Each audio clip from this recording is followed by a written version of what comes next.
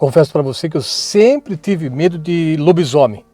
Eu era apavorado só de imaginar de um dia encontrar com uma criatura dessa. E nos anos 80, eu ia muito no sítio do meu avô, na cidade de Taubaté, no estado de São Paulo.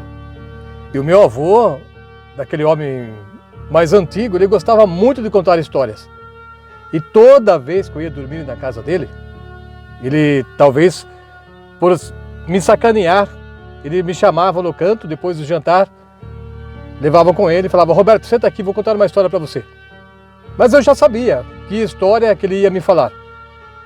Ele contava algumas coisinhas para disfarçar sobre pescaria, sobre as coisas que ele fazia no sítio, mas no final sempre vinha a história de lobisomem. E eu ficava com medo. E parece que ele gostava de me ver assustado. Eu ia me encolhendo no canto, ficava esfregando a mão no braço e ele continuava falando. A minha avó, que ainda era viva, sempre falava para ele: para com isso, está assustando o menino. E meu avô falava: não, deixa o menino saber.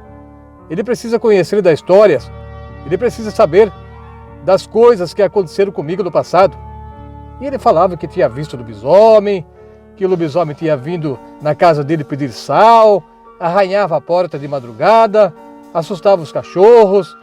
E ele dizia também que o lobisomem chegou a invadir o galinheiro dele uma certa noite e até pegou algumas galinhas e levou embora. E meu avô disse que correu atrás do lobisomem. Ele pegou um pedaço de bambu, uma vara grande de bambu, e saiu correndo atrás do lobisomem gritando, mas o lobisomem fugiu dele. O lobisomem era meio medroso e acabou entrando com as galinhas embaixo do braço, lá para o meio do mato, e meu avô não conseguiu alcançá-lo. Eu não sei não, eu acho que meu avô ficava inventando essas histórias só para me ver com medo. Mas ele não fazia por mal, ele era uma boa pessoa, eu gostava muito dele.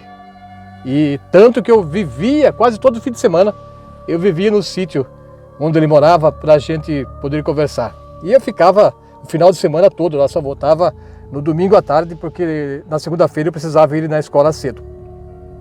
E assim, eu fiz várias vezes, durante muitos anos, eu repetia esse meu passeio na casa dos meus avós. E uma certa vez que eu estava lá, a minha prima, a filha de uma tia minha que morava com eles, ela trouxe uma amiguinha de outra chácara para dormir ali. E aquela amiguinha e eu acabamos ficando bons amigos. E surgiu um pequeno namoro, mas um namoro infantil, um namoro sem maldade.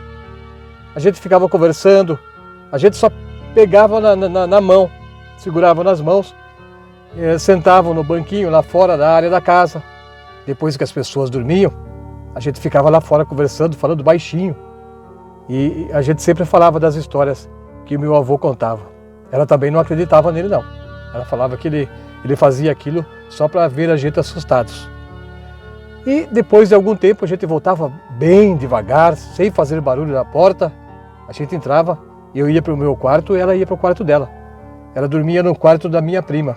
A minha prima sabia que a gente estava namorando, mas ela não contou nada para ninguém, porque ela tinha medo que o meu avô não gostasse, ou a minha avó, ou até mesmo a minha tia ficasse brava comigo, não deixasse mais eu ir lá na casa, ou não deixasse mais aquela menina ir na casa também, por minha causa.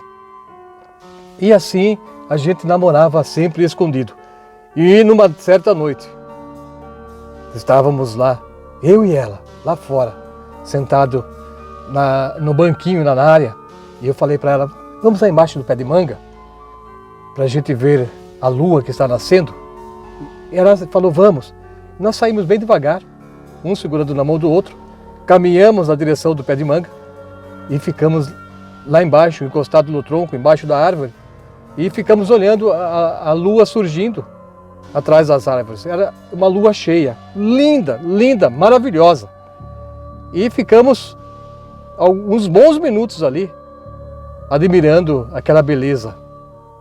E a gente ficava conversando também. Como eu disse, não havia maldade nenhuma no nosso namoro. A gente conversava assunto de criança, Só se achava namorados, por estar segurando na mão um do outro. E naquela noite, eu acho que já era mais ou menos umas 10 horas da noite, nós começamos a ouvir um barulho no meio do mato, perto de nós. Ela ficou com medo, queria correr. Eu falei para ela, não, calma, espera um pouquinho, deve ser algum cachorro, que tinha muitos cachorros lá no sítio do meu avô. E nós ficamos parados ali olhando. Eu segurei na mão dela, não deixei ela sair correndo e ficamos ali. De repente o barulho começou a ficar mais forte. Parecia que estava vindo para perto da gente. Naquele momento eu comecei a ficar com medo também. Eu falei para ela, acho melhor a gente ir embora mesmo. Vamos voltar lá para casa. Mas quando nós nos viramos para voltar para o caminho da casa, o pior aconteceu. Surgiu diante de nós uma criatura que cheirava mal. Parecia que tinha cheiro de fezes de galinha, titica de galinha, como é chamado no sítio. A menina gritou, Roberto, é o lobisomem! E no mesmo momento que ela gritou, ela soltou da minha mão e saiu correndo. Saiu correndo por um lado, lá para baixo por baixo das outras árvores, e sumiu na escuridão. E eu fiquei ali, olhando para aquela criatura. Mas eu não fui atacado por ela, não. A criatura chegou perto de mim e eu fiquei imóvel. Parecia uma estátua, não queria nem me mexer. Eu queria sair correndo, mas eu pensei, se eu correr, essa criatura vai me pegar. E talvez ela me ataque. Eu queria também que algum cachorro viesse ali, mas naquela hora não veio nenhum cachorro para me socorrer. Eu fiquei parado, olhando para aquele ser que estava ao meu lado. E ele começou a me cheirar. Parecia que estava tentando me reconhecer pelo cheiro.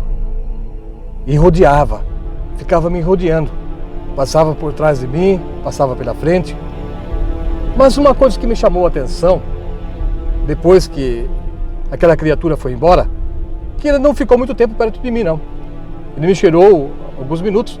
E logo em seguida, ele saiu de perto de mim e voltou lá para o meio do mato. Aí então eu comecei a caminhar bem devagar.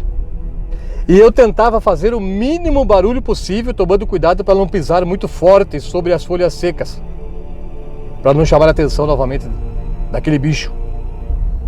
Mas antes de eu chegar na casa, a minha avó já saiu ao meu encontro. A minha namoradinha tinha entrado na casa, contou para minha avó, chamou as pessoas de lá e disse que tinha um lobisomem lá embaixo do pé de manga e ele talvez tivesse me atacado. A minha avó veio correndo ao meu encontro, mas ela viu que eu estava bem. Ela me segurou pelo braço, depois me abraçou e falou, vamos Roberto, vamos lá para dentro da casa. Mas eu não contei nada para minha avó, uma coisa que eu percebi naquele ser que surgiu ao meu lado, lá embaixo daquela árvore, na escuridão. Se bem que não estava muito escuro, tinha a luz da lua, mas a sombra da árvore deixava embaixo dela bem escuro. Então foi ali que eu encontrei essa fera. E algo que me chamou a atenção, que eu quero dizer para vocês, é que aquele ser tinha cheiro de fumo de corda. E o meu avô, ele fumava cachimbo e usava fumo de corda. Toda vez que eu ia na casa dele, depois do jantar, ele acendia o cachimbo cheio de fumo de corda e saía fumar lá fora, porque a minha avó não deixava ele fumar dentro da casa. Ela dizia que aquele negócio era muito fedido. E realmente deixava cheiro nas coisas. Até a roupa do meu avô tinha cheiro de fumo de corda. E aquele ser que apareceu perto de mim tinha o mesmo cheiro. Tinha um odor meio forte, um odor diferente. Mas o cheiro que mais sobressaía era o de fumo de corda. Então eu acredito, não posso afirmar porque eu não vi acontecendo, mas eu acredito que o meu avô era quem se transformava em lobisomem. Por isso ele insistia tanto em colocar na minha cabeça que lobisomem existia. Por mais que eu falasse para ele, vô, eu tenho medo de lobisomem, mas eu não acredito que esse bicho existe por aí. E ele sempre afirmava, sim, Roberto, lobisomem existe. Eu mesmo já vi muitas vezes o lobisomem rondando este sítio. Eu não acreditava nele, como eu já disse. Mas, para me provar que realmente existia, eu acho que o meu avô virou lobisomem naquela noite e foi até perto de mim. Por isso ele não me atacou. Ou era um lobisomem muito bonzinho. Ele viu que eu era criança e depois de me cheirar, ele foi embora para o meio do mato. Nunca mais eu me encontrei lobisomem. E também eu diminuí as minhas idas lá no sítio do meu avô. Depois de muito tempo eu contei para minha mãe. A minha mãe disse que provavelmente o meu avô se transformava mesmo em lobisomem. Mas ela não tinha certeza também se realmente isso era real ou não.